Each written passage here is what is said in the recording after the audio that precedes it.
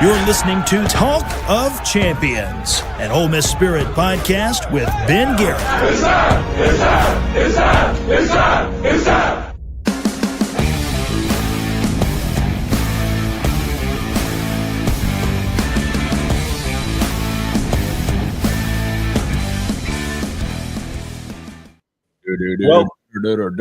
Yeah, let's get it. A live edition of Talk of Champions. We are back. I'm Billy Embody. With me is Ben Garrett, one of my colleagues at the Ole Miss Spirit, an affiliate of On 3.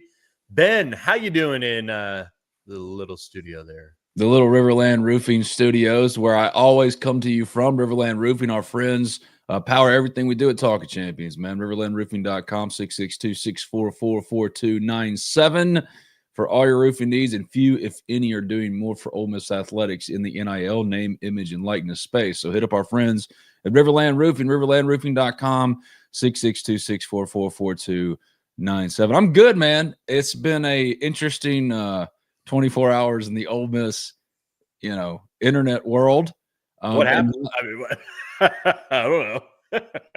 See, here's the thing, man. I know I'm old because this story about fathers and sons that has hit Ole Miss, the Ole Miss viral internet. Shout out Bunky on that. I got to give him credit. I love the Wright Thompson tweet. That was great. That's perfect. My guy Bunk always gets that. He understands the assignment and he never misses. Never. But I know I'm old, Bill, because my first reaction to it, and I get why it's already something that people are into. It's all the principles are straight out of Central Casting. You got this blonde, you got this dad, and who looks like the quintessential sleazeball, and the Patrick Schwarzenegger like son who's staying with the girl. Here's the bottom line.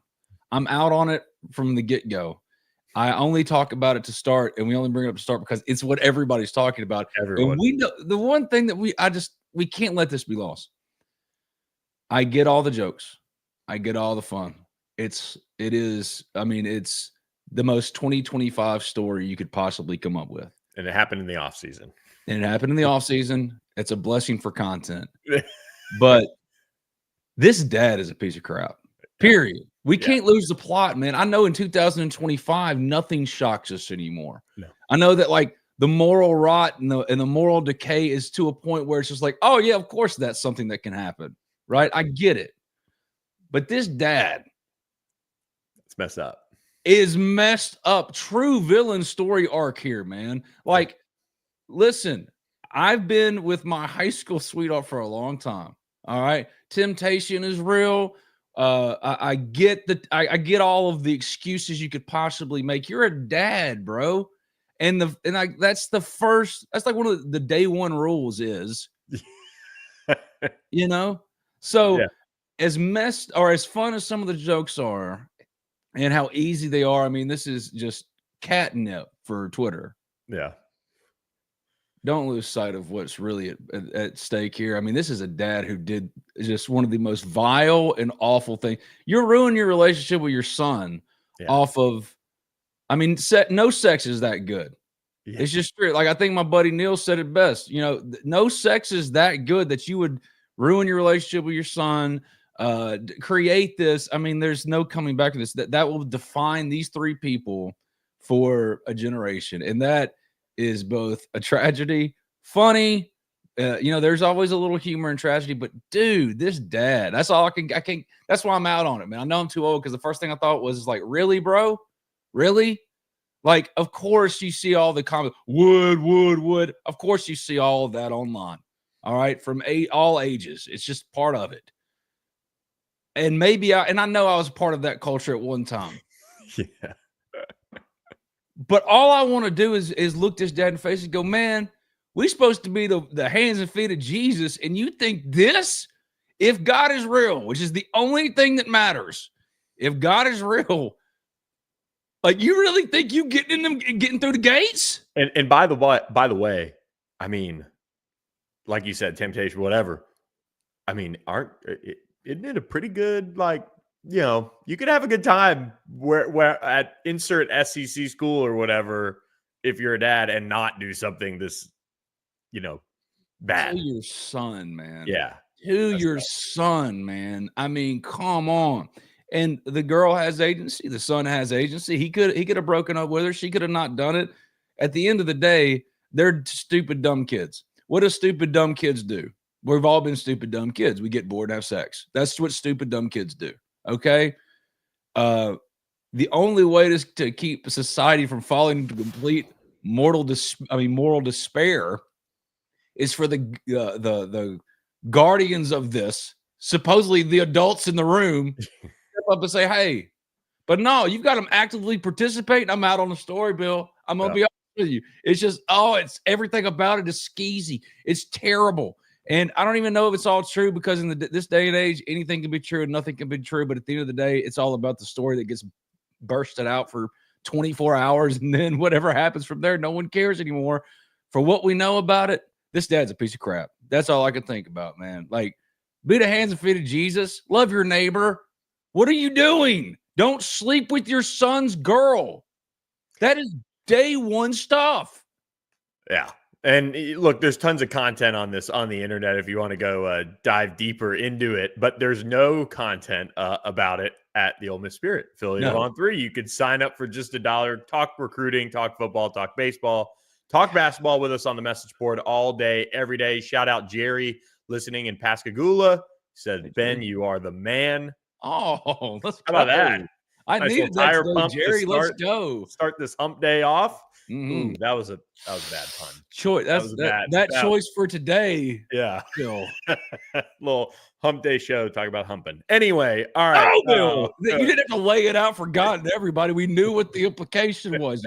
Oh gosh. See again, adults in the room. We got to be better. That's why I lean on you, Ben. There you go.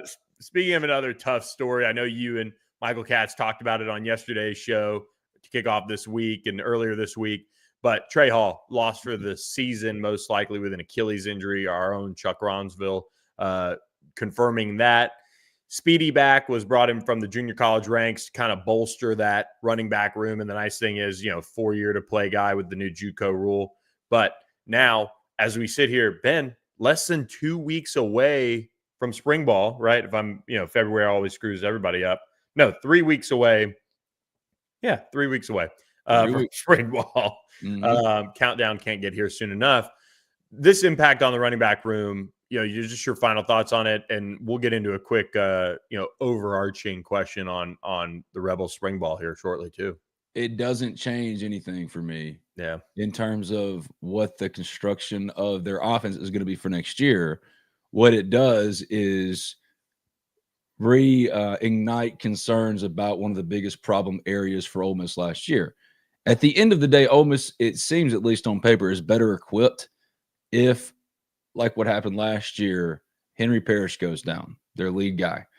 They didn't have an answer for how to replace him. You thought it was Ulysses Bentley, but we all know what happened with that story and what it took to get Ulysses Bentley some carries.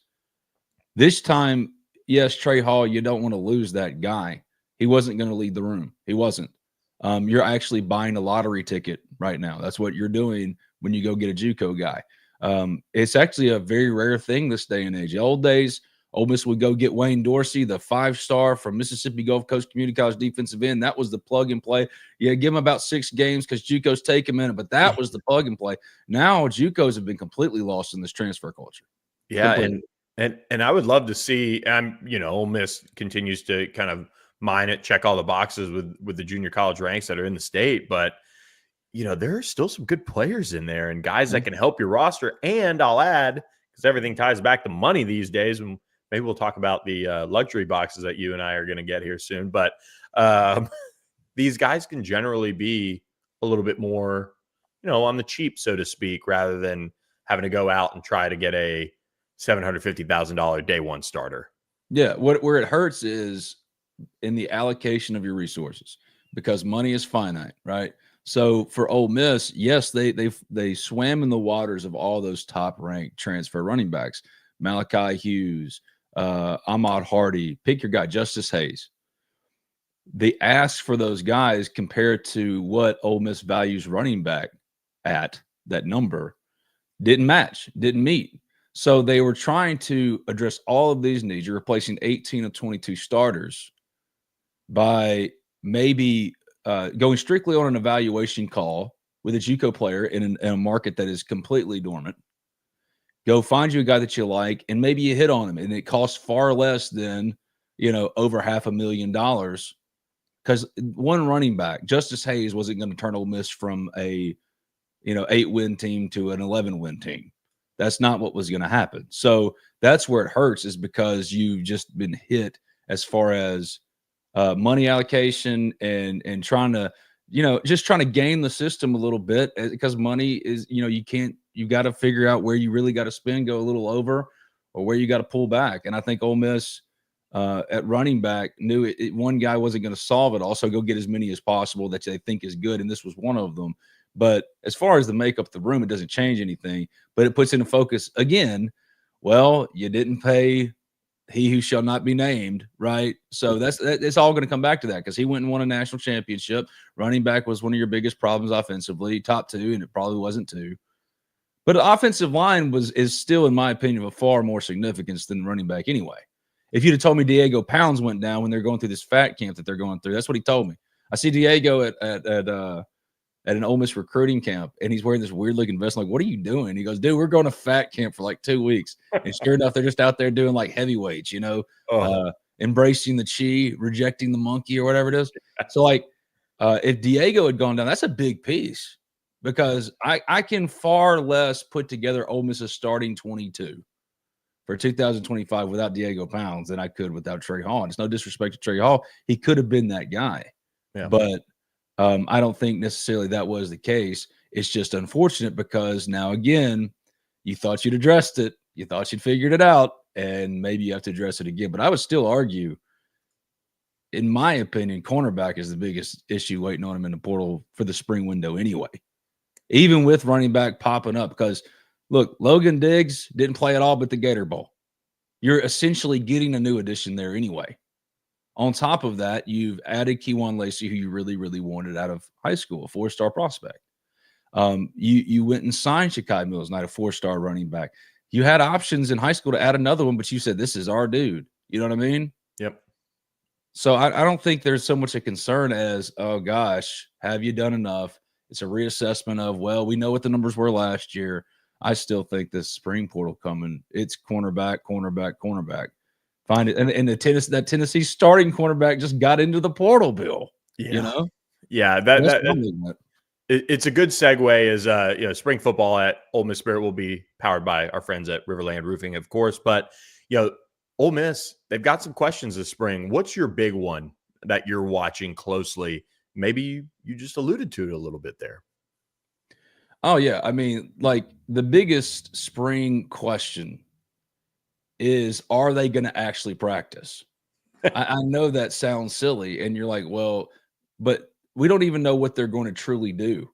I very seriously doubt that the team that started the whole not having a spring game trend that is now taking over college football, I very seriously doubt that Ole Miss is going to do an about face and suddenly have like a traditional spring game.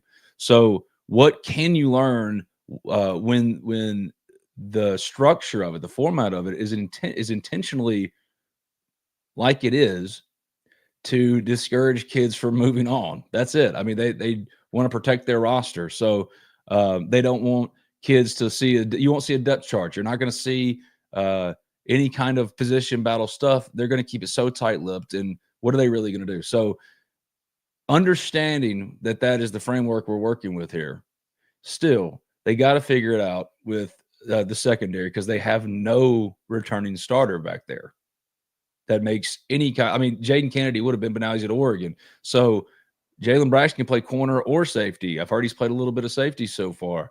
Was signed as a corner, but that's one. And ideally, he replaces Trey Amos, but you tried to get more opposite him and weren't able to get it done. Trey Washington is a piece that not enough people are talking about having lost now. 4-year starter at safety. John Saunders was a tremendous addition for Ole Miss for 2 years for Miami of Ohio. There are so many pieces in the secondary that we haven't even talked about enough about what they lost and what it means. Yeah, it's easy to talk about Walter Nolan. It's easy to talk about Princely Uman Mielen and Jared Ivey. But Trey Washington started for 4 years, and their entire defensive line is gone, but we know the next guy's up. William Eccles, Cam Franklin, Jeffrey Rush, Cam Beavers. We know the names. Tell me the names for the Ole Miss secondary. TJ Banks, Nick Cole. Maybe Chris Graves. They still got some love and faith in him. Maybe Preston Broomfield's coming. There are guys that you can point to, but at the end of the day, if this secondary isn't not necessarily it's going to have to hold up better than this year, because this year the defensive line was setting records, getting back to the quarterback. And I think for this secondary to be a little bit more stouter, they're not starting at the best place because they lost everything. And that is the biggest question.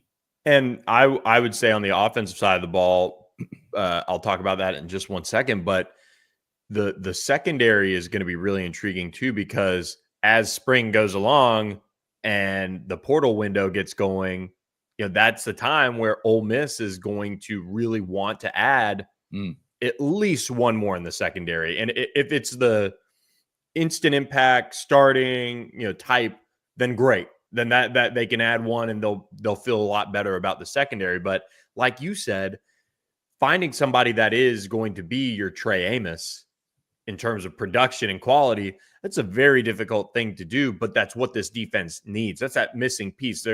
Ole Miss is in a position where we know all the changes on offense. I mean, there's a lot, and Austin Simmons takes over and all of those things. But defensively, they're not far off from still having one of the best defenses in college football. But that secondary was so good, and they did lose that level of a player. So I'm with you. That is my biggest question. But I will say there is another question for me, and that's on the offense. And I look at the offensive line, and it's going to be really intriguing to see where John Garrison toys around with that group a little bit. You brought in Patrick Kudus, you brought in Delano Townsend, you brought in Christian Wilkins, you brought in some other guys in that room to shore things up. And the big battle is going to be along that interior, in my opinion. That's where you need to figure things out, because you have a guy in Bryson Sanders who's highly thought of, and thinks a lot of people think he can be that next guy at center. But man, Patrick Kudus is not going to let that spot go. I mean, he can really quarterback that offensive line, and playing that, for lack of a better term, game of managing someone's expectations internally is where spring ball has gone completely off the deep end now. And it is, to simplify it, I guess, spring ball is almost useless from an overall developing your chemistry, developing your just gelling of your guys, because you need to get so-and-so snaps. You need to get so-and-so snaps at this spot, that spot.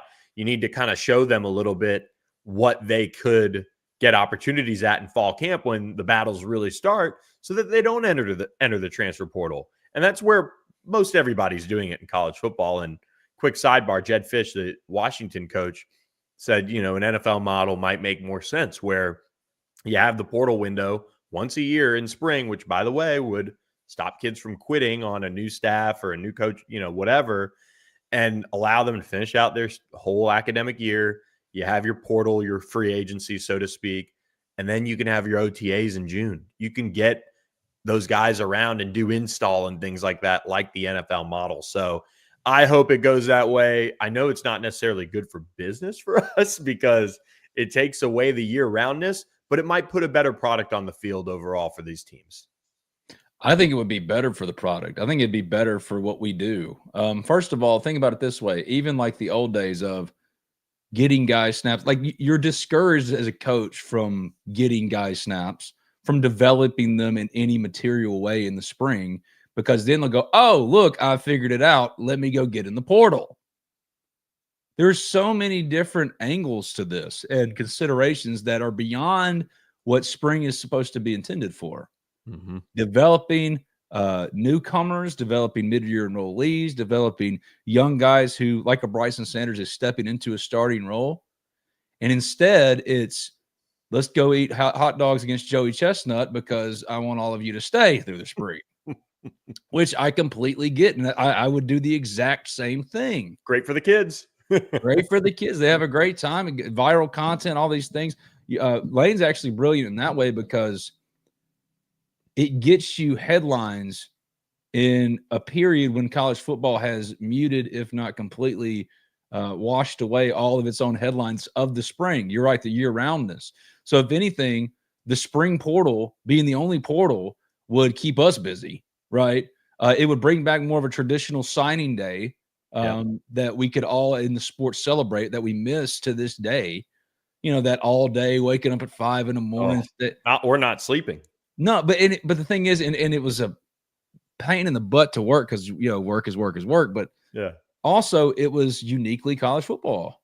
Yep. So you can rebuild some of those tent poles that made college football, made us all fall in love with it like we did in the first place. And then you're adding content in the summer with OTAs. I like because it. OTAs are like the questions become obvious. Yes, Bryson Sanders is the next man at center, but Patrick Kudus has some real experience there. But then there's questions about the interior guard. If Patrick Kudus is not one of the starting guards, who is? Delano Townsend probably. You know that expect Diego Pounds to start tackle. What if Diego Pounds regresses? What if Jaden Williams isn't healthy? Is Percy Lewis, who's been a journeyman so far in his career, is he ready to step in and start for an SEC contender or a team that at least is fashioned itself a contender? Those are all questions that would be unbelievable for OTAs. Yes. Not for a spring period that ends with tug of war. All right. One more sidebar because I guess two packaged into one here. Lane Kiffin was in my neck of the woods, Dallas, this past weekend, hanging out at Katy Trail Ice House for us locals here. Anybody listening in Dallas with Jason Garrett and Babe Laufenberg. Spending some time with them. Jason Garrett just gave me like when the hair stood up on the back of my neck. Man, well, I'm about to tie back to formally Ole Miss here because the Combine is kicking off today, and Princely Umanmielen just said that he expects to meet with the Cowboys this week. So there you go, Ben. Tease me there you go, Ben. There you go. Do not tease me with. I don't. Now the Cowboys should draft Jackson Dart maybe in the second round if he slips. Let's go. Jackson Dart's going in the first round. That's my hot take for Ole Miss Rebels in the draft. Jackson is going in the first round. There's too much momentum, too many quarterback needy teams. He's played his way. Like he went into the process after the Gator Bowl probably in the third, fourth round discussion. Yep. But now he is firmly in the first round discussion because of the quarterbacks in front of him. There are only two, Shedeur Sanders and Cam Ward. And there's not any kind of separation between the three at all. When you really break it down and what we evaluate these things on, you know, like he is just as much a projectable quarterback prospect for the NFL as Shedeur is. It's just so like, why are you going to spend, you know, top 10, top 5 capital when you can go get a comparable player in the back end? But there's a lot of teams that are going to be thinking that way. So I'm like, he's locked into the first round. But Princely, I love the idea of Princely as a Dallas Cowboy. But again, I don't wish that for him because he is an Ole Miss Rebel. And I am a Dallas Cowboy, have been my entire 38 years of existence. Since 4th grade, I've been tortured by this team. I had a dream last night that I was told Nick Sirianni, thank you for wearing A.J. Brown's Starkville jersey in his post-Super Bowl press conference. That just tells you how crazy I love the NFC East. I love the Cowboys. I used to hate the Eagles, and now they're haunting my dreams, and I don't even care. And Princely, who if I could get an Ole Miss Rebel to be on the Cowboys, Sam Williams did it, got hurt. Jonathan Mingo is on there now, but he's still trying to figure it out. Second team after getting drafted in the second round. Princely, go somewhere where you will be developed and appreciated, and they will not drag out your contract negotiations. If you get a star on your helmet, I will completely lose it and think it's great. But I will count down the days till you can go be with a real organization. So I think Princely and Jared and Walter and Jackson Dart, you could have 4.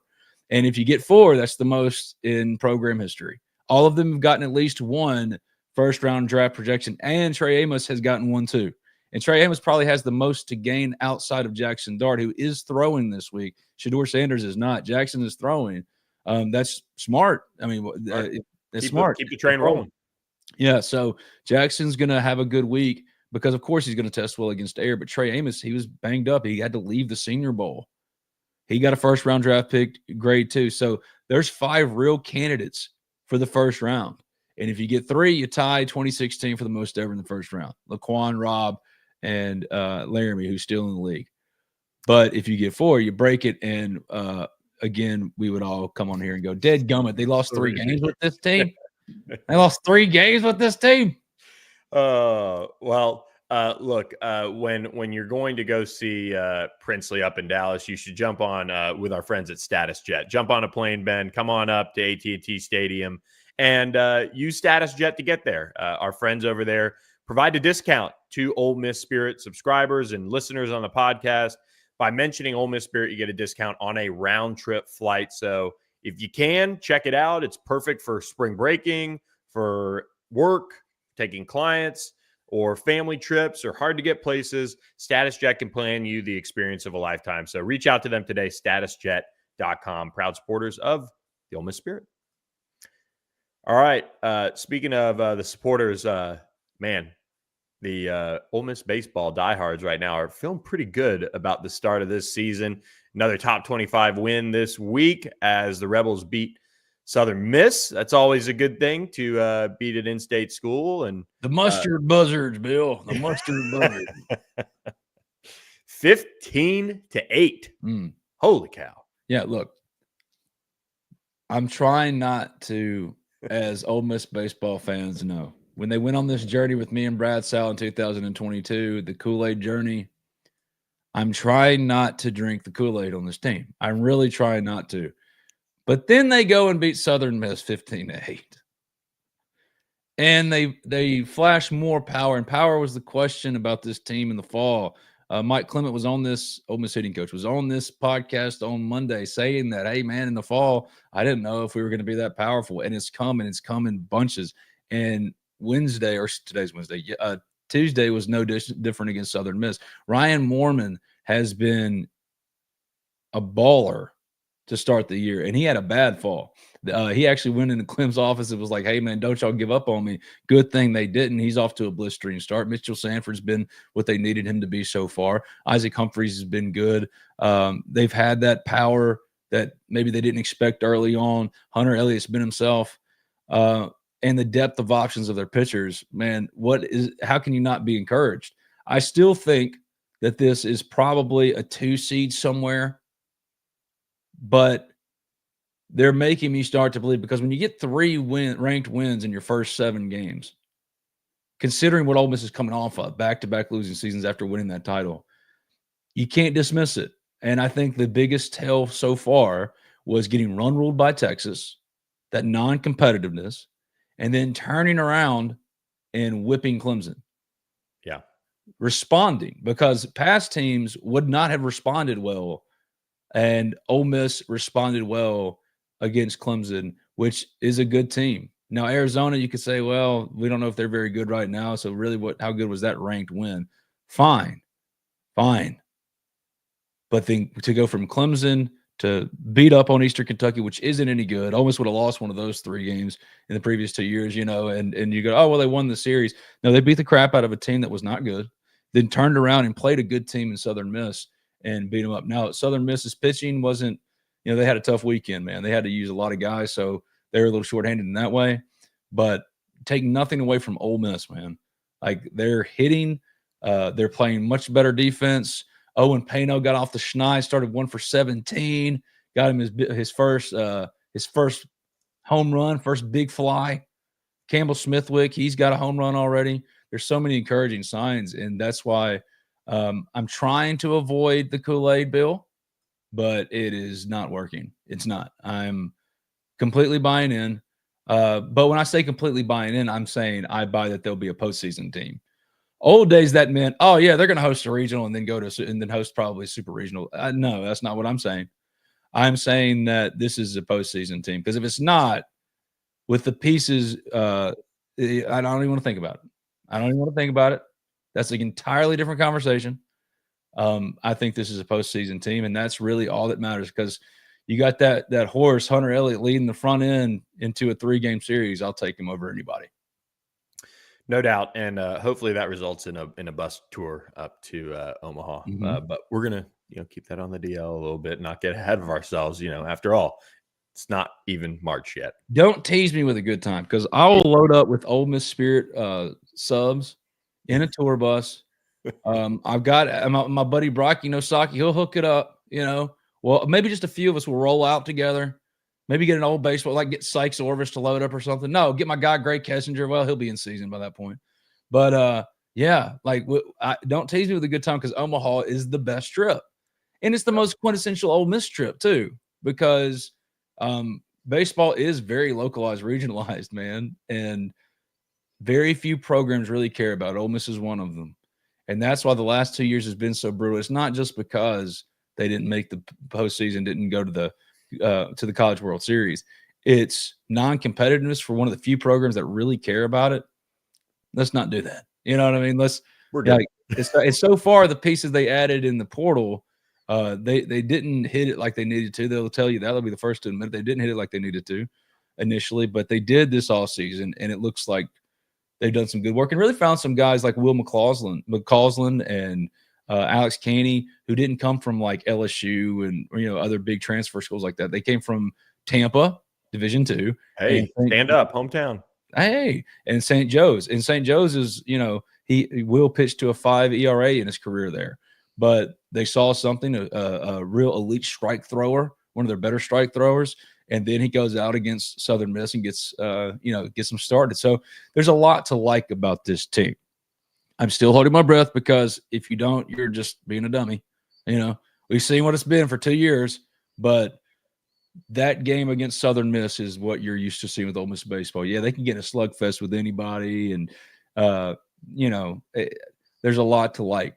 I'm trying to hold back the hopium, Bill, and it's a struggle right now. Also, I realized that I talked about the Cowboys this whole time wearing my Bears hat, only because hey, very on brand for a Cowboys fan. Well, because we've had nothing to truly celebrate since fourth grade in 1996, and the Bears logo is still one of the coolest. I love it. I think it's great. I have no interest in the Bears. I just like the logo.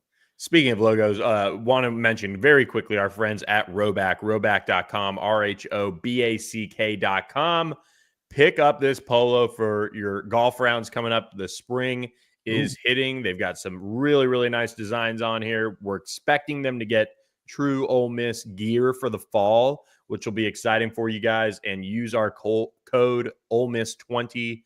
That's Ole Miss, the number 20 or numbers 20 to get 20% off your first order today. Check them out, roback.com. Appreciate their support of us as well. And Ben, look, if the Rebels can pull off an upset over number 1 Auburn, that would be elite.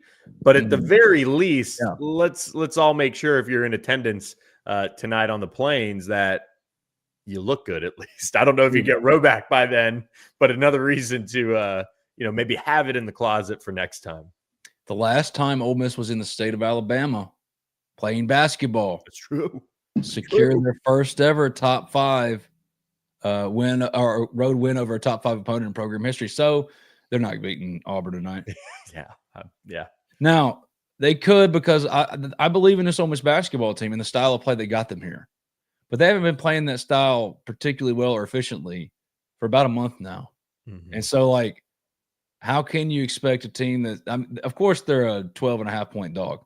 Yeah. Of course they are, when they shouldn't be. Of course, they're not ranked for the first time in 14 weeks, the longest they've been ranked consecutively since the 90s.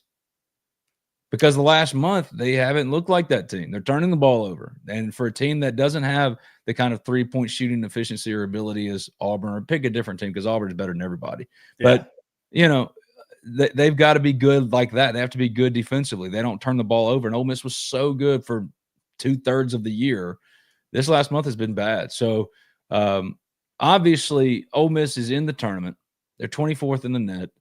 They have a strong resume, no bad losses.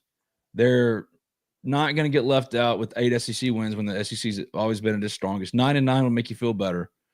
I doubt that 9 comes against Auburn, but if it doesn't, there's no gimme left on the schedule, right? But for Ole Miss fans, there's no reason to panic. They're going to make the tournament. The problem is you talked yourselves into, well, this is more than just the team that gets back to the tournament. Oh, this is a team that can match the greatest all-time accomplishment in Ole Miss basketball history, one Sweet 16 appearance. Of course they can. They're top 10 in turnover differential. They're one of the best defensive teams. Their offense is generated by their defense, which is among the nation's elite. Hadn't been that way for a month, and it's been ugly. It has. I mean, and they've played it in spurts, but what's really been holding them back all year, lack of rim protection, three-point inefficiency. It's coming. Those things are more glaring and more obvious now as you're not winning games and you're not playing to the level in the areas in which you were supposed to be winning at this level. I mean, Sean Padula with 5 turnovers against Vanderbilt. The Ole Miss is not going to win that game. Yeah. Not going to win that game, not with the way they're constructed. Malik Dia, the lack of physicality with Malik Dia, I mean, that's hurt them. The lack of any kind of physical ability at the rim right now has hurt them. So, yeah, they're not beating Auburn. By the way, did you see where, like, Auburn's average age is almost the same as the Oklahoma City Thunder? Oh, my God. It's true. I think the world of Bruce Pearl. I think he's a really, really good coach. And taking advantage of whatever is left of eligibility, quirks is very wise with college basketball. These teams that have experience can overcome not playing together long, but the ones that do have experience playing together, I mean, look out when you got probably. I mean, their average age probably is 23. I'm guessing 23.2. Oh my gosh! Which, I mean, you probably got a 26-year-old on the roster. Yeah, I mean, probably it was just one at least. I don't know. The Thunder with leading MVP candidate Shai Gilgeous-Alexander, 24.2. He's still. I mean, I guess he I don't know. one year. The average right? age 24.2 for OKC. The average, and they're like, here's the thing. Nipping right behind it. That'd be a good matchup. Yeah, it is a good point, though. Ole Miss is the reason why it's had this turnaround in 1 year and is in the places, no bad losses, can make the tournament, will make the tournament, even if they lose out. Yep. There's resumes that strong. Now they'll end up on the 10-11 seed line because they played like crap at the end of the year. They're on the 4 seed line to start February. Now they're down to a 7. See, it's all about seeding. This is what Chris Beers talked about when he got here. He said, I don't want to be talking about will they get in the NCAA tournament. We're fighting for seeding. That's where they are now. They're in the tournament. It's fighting for seeding, and they're shit in the bed, poop in the bed when it comes to seeding. You know what I mean? So, like, what made this team this good, though, is exactly what you're talking about. They had 10 seniors or 10, and multiple fifth-year seniors, guys who played a lot of basketball. Yeah. And those guys who know better are the ones that are costing them. Sean Padula, one of the most accomplished players Virginia Tech's ever produced, scored 1,000 points at Virginia Tech, played buku games. I mean, 5 in a loss to Vanderbilt, that's on you, right? Yeah. So one side is experienced and playing to their capabilities. One is playing at their worst at the wrong time, but we know they got it in them. So, yeah, they could go beat Auburn. Well, I don't know. I don't think so, buddy. Yeah, I don't think anybody's beating Auburn. I mean, they could, but I can't wait for Ole Miss basketball to clip this tonight. But look, the thing with the tournament, and this is where you look at what Ole Miss has done earlier in the season. Obviously, they're taking a dump as of late. Hey, still better than what you said, I guess. But the thing about March is you can if you get the right draw. If you even as a 10, as an 11, you get hot, and all of a sudden you find yourself in maybe the Elite 8. I mean, it can happen. And with a veteran team, that's where you hope Chris Beard and his experience, I'll add, doing that brings them to that level. And the good thing for Ole Miss is that we're going to be talking about this and seeding rather than NCAA tournament. Do's or don'ts for a while with Chris Beard in Oxford. If he stays.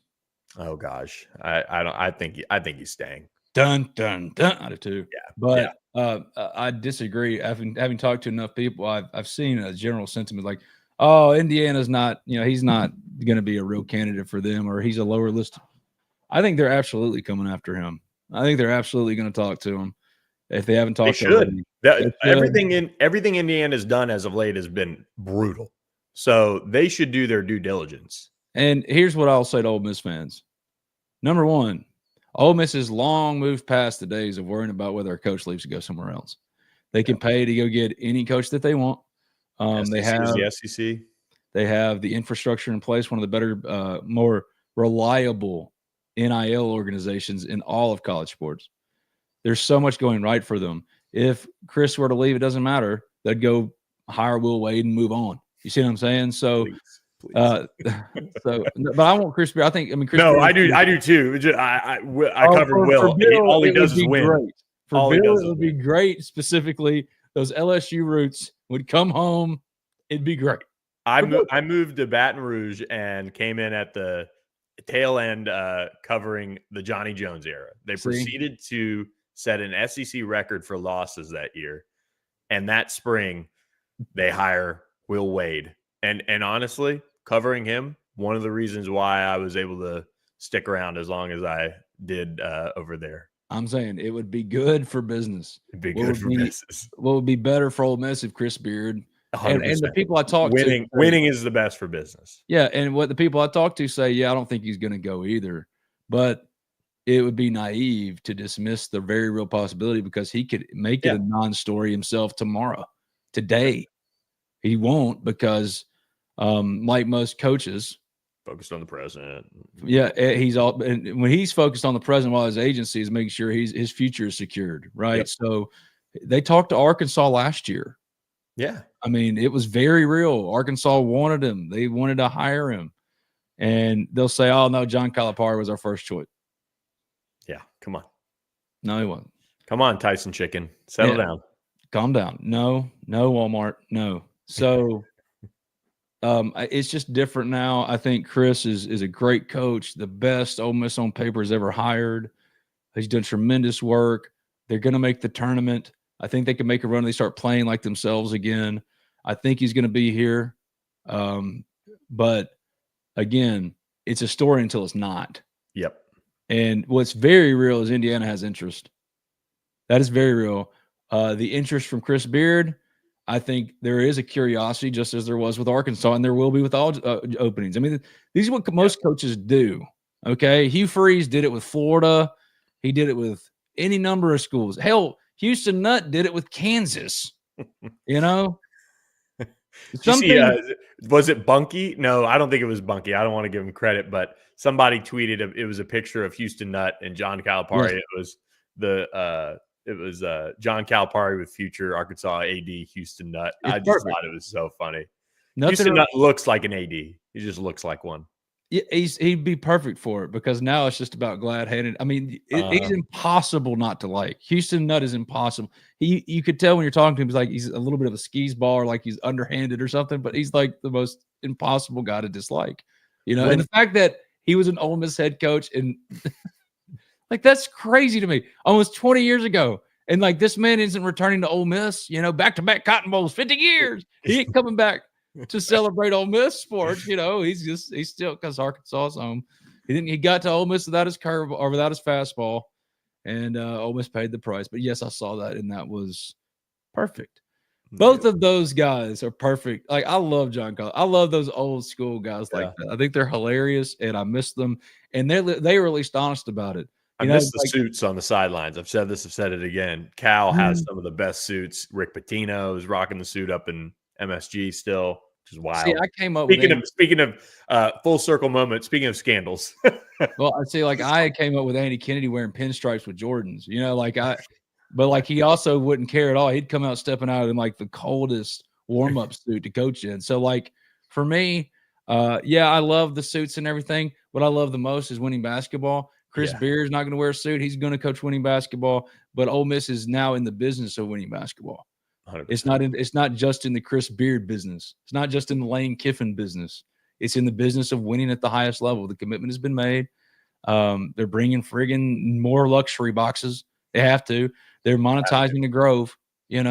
The future has arrived. It's here. Ole Miss, what Ole Miss is. There's no backsliding, because if it backslides, it's over. Yeah, There's no backsliding. All you have then is, and this is for many SEC teams, so don't, people watching don't take this the wrong way, but if you don't find ways to monetize, all you're going to have is that you're in the SEC. Yeah, but you're there. You're there. You're there. Vandy's Vandy for a number of reasons, and you're not going to be Vandy as Ole Miss, but like you have to monetize it, because otherwise there's just no way to build the rosters and the infrastructure, because eventually the infrastructure piece is going to continue to kind of come back around here. See, I like that Ole Miss is in the position of it's got the Manning Center. Yeah, like they're not in the cult of personality business anymore. Well, we Yeah. got to hold on to so-and-so to have relevancy.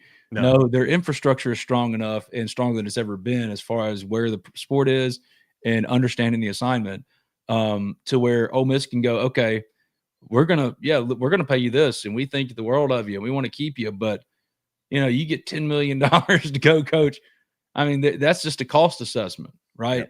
Yep. The days of being caught up in Ole Miss, the cult of personality days for Ole Miss are over. Now, Lane used the cult of personality to build the program, and thank God he did. He's the perfect recipe in the early aughts to kind of bring this on, or early 2020s to bring this on. But now Ole Miss is a place where it doesn't have to rely on that. You don't go, well, if Lane leaves, you got to go get Dion so that Ole Miss will stay relevant. Ole Miss is relevant. Yeah. Ole Miss pays relevant money. Ole Miss operates as a more than relevant program in all aspects. That's why baseball, there's such an urgency to win this year, because yes, you won a title in 2022, but that was not the mountaintop. That's not supposed to be the end final destination. That was supposed to be, Ole Miss is a ride for good, but yeah. And then Mike did the one thing he never done: lose games in the regular season.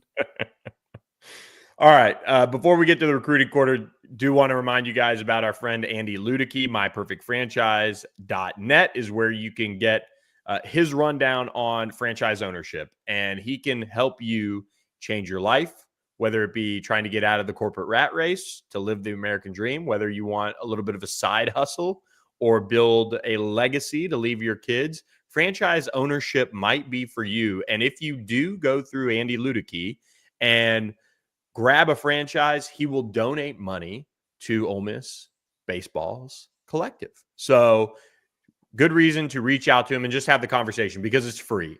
Go to myperfectfranchise.net or give him a call, 404-973-9901, or email him, Andy, A-N-D-Y, at myperfectfranchise.net to find out if franchise ownership is for you.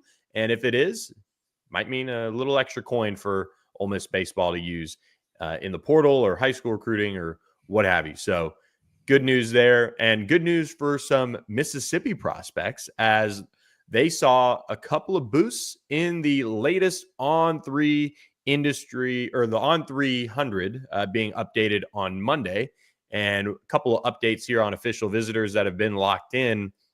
One is now a Mississippi wide receiver who is in 5-star range, Ben, and that is Jace Matthews out of Greene County. He's now the 26th overall prospect in the country, the number 3 wide receiver in America. Really, really talented young man. I got the chance to talk with him Monday morning before the rankings were updated, and he told me that he's locked in an Ole Miss official visit. He'll be on campus May 30th, then trip to Auburn June 6th, and Texas A&M June 13th, and Miami June 20th. So a little bit of a robust recruitment there. Ole Miss battling some of the big spenders on the recruiting front, as is Ole Miss, but a Mississippi kid, a guy who grew up a fan of Ole Miss and has the opportunity now to go there. So we'll see if he follows through with that. Another Mississippi prospect that moved up is Nolan Wilson. 4-star prospect, is now right in 5-star territory as well for On3, the number 31 overall prospect in the country, number 3 defensive lineman out of Picayune Memorial, number 3 prospect in the state of Mississippi. He has an official visit set June 13th. He'll get to Texas A&M May 16th, be at Alabama May 30th, Auburn June 6th, and USC June 20th. I tell you this is a massive priority for Randall Joyner to get this one across the finish line. He's been a really high-end prospect for a while.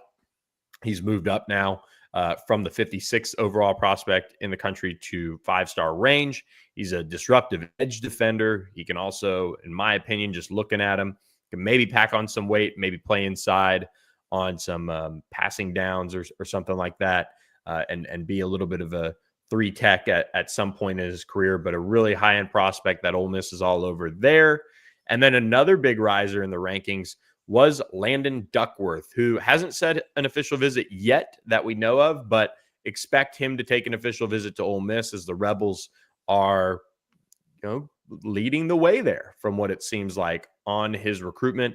He's now the 121st overall prospect in the country on On3, top 10 quarterback out of Jackson, Alabama. Charles Power really likes his upside, our national director of scouting and rankings.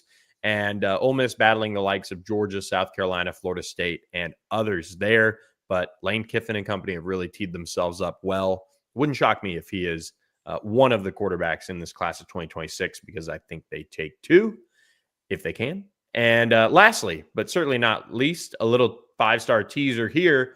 A guy who ranks as the number 10 overall prospect now in the country, number 1 player in Texas, the 4th-ranked offensive tackle in America, and that is Felix Ojo. I saw him at the Under Armour Dallas camp a couple weeks ago now. Really, really impressive prospect. Just incredible, I think, strength for being 6'6", 275. He can add some mass and end up being a really consistent starting left tackle. Would probably be, has the opportunity to be a first-round pick in the end. But Texas is the On3 RPM leader, but Ole Miss will host him April 18th for an official visit. He'll get to Ohio State, Michigan, and Oklahoma as well. So some huge recruiting battles to kind of update you guys on to round out the show here, Ben. Felix Ojo from Mansfield. Ole Miss signed, God, who came from Mansfield? You could probably look this up, because Texas has been fertile recruiting territory for Ole Miss in the past. Of course, I'm still stuck in the 2010s when Greg Little signed, when they went and got Jalen Jones from there. Oh, who was the quarterback? Devontae Kincaid. Oh, yeah. Devontae played at Skyline. Yep. I remember him. I think I was in college then. Kyron Heath? Kyron Heath, the tight end. He never really was anything that transferred out. There was one other one, though, that I think was like Cedric Woods, maybe? No, he came from Florida. Jalen Knox? I didn't know Jalen Knox from Mansfield. I'm just saying, little pipeline, little Mansfield pipeline. Mansfield Timberview in Arlington, but we're getting there. We're getting there. We might have to circle back for this. A good mailbag for us to figure out on this one. We do need to do a mailbag soon. We should do a mailbag as our next live show. Let's do it. Let's do it. Guys, jump in the comments on this show. If you guys want us to answer your questions, comment there, reply back on Twitter where we tweeted out the link, or most importantly, Ben, head over to the Ole Miss Spirit, omspirit.com. Join us for just $1 to kick things off. That is the way to jump on the site and ask us questions all day. All day. And I come to you every single time I do Talk with Champions from the RiverLand Roofing Studios. RiverLandRoofing.com, 662-644-4297. I love these people, man. They've been so good to me for over a year. Billy Landis and the crew do a tremendous job, and they help out Ole Miss and Ole Miss sports and Ole Miss's NIL space. So give them your business, RiverLandRoofing.com, 662-644-4297. The little house up top that, because I'm in a shorter chair now, you can't really see anymore. I got to solve this, I like my little house, Bill. I like my little house. It's way up there on the prairie. Way up there up there on the hill, boy. I get up there. All right. Ben Garrett. I'm Billy Embody. Guys, thanks for listening to this live edition of Talk of Champions. Follow, like, subscribe, all the things. We appreciate all you guys who are following us along. And head over to omspirit.com for more. Appreciate you guys listening. We'll catch you guys next time. Come on, Mary Kate.